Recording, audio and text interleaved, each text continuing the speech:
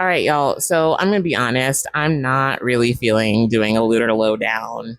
Really, I haven't been feeling them lately. And so I want to shake up the format a little bit. I'm not saying that we'll never do lunar lowdowns again. We'll probably be back to them next week. But I do want to shake things up a little bit. So today we are going to be reading this Reddit post where we're talking about synastry. I talked to you guys a couple weeks ago about how I got ordained as a minister. And one of the things that I really want to do with that is also open up premarital counseling for couples that want to get married, obviously through me, but just in general as well.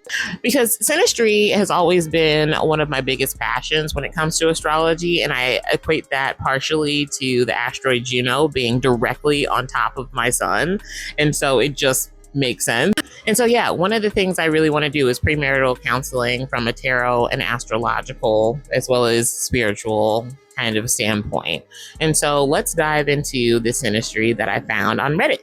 So she's a Libra sun, a Leo rising, Gemini moon, Leo Mars, and Leo Venus. Nice. We've got him as a Leo sun, Cancer rising, Pisces moon, Taurus, Mars, and Cancer Venus. Jesus Christ, he feels everything so deeply.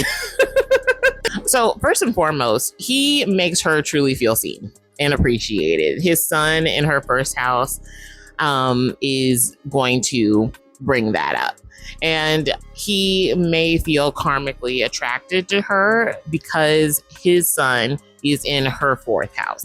Also, because his son is in her fourth house, there might be a feeling of familiarity or feeling like we've met before, we know each other.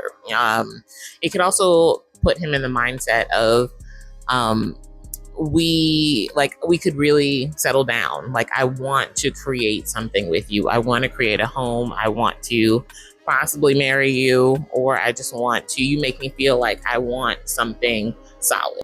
Now, his moon lands in her eighth house, and that is going to create a feeling of vulnerability. He makes her feel very vulnerable, even if she tries to hide it, which I suspect she does. Or maybe she doesn't try to hide it, but I think there is this natural mystique or mystery that comes with her, at least from his perspective. And a lot of people, especially when they have Pisces in their eighth house, there can be this fear of loss or fear of just kind of like merging or losing themselves. And so that's why I say there can be like almost like a smoke screen that goes up with her because she feels vulnerable.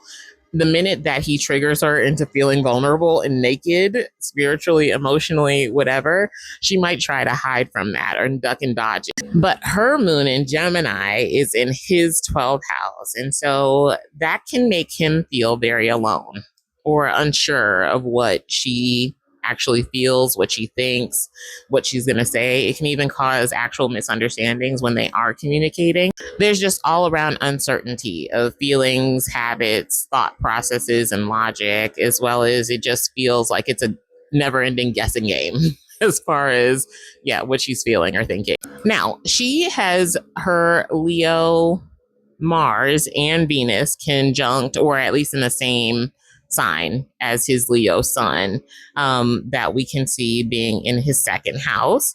And so there can be a lot of learning that happens here.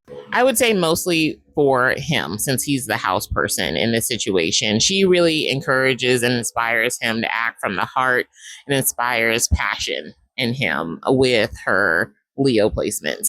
Now, I can't remember if we already talked about his Mars and Taurus being in her 10th house, but if not, we're going through it right now. So when you have somebody's Mars in your 10th house, yes, do you admire their hustle? Absolutely.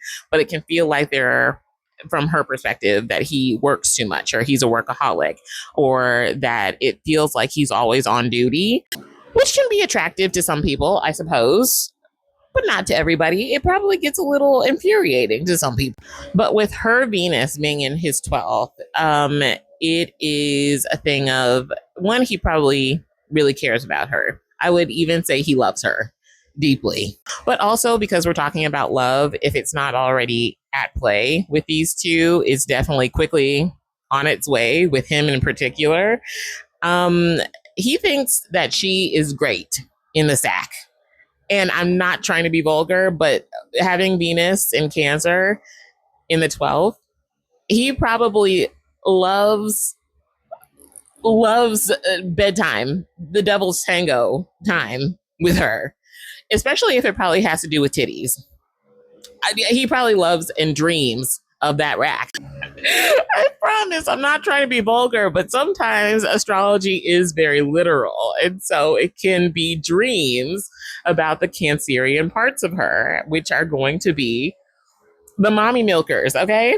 But yeah, I hope that you have enjoyed this little different video that we're doing. Let me know, do you have any extra thoughts about these two and their synastry? Other than that, I will talk to you guys in the next one. Bye.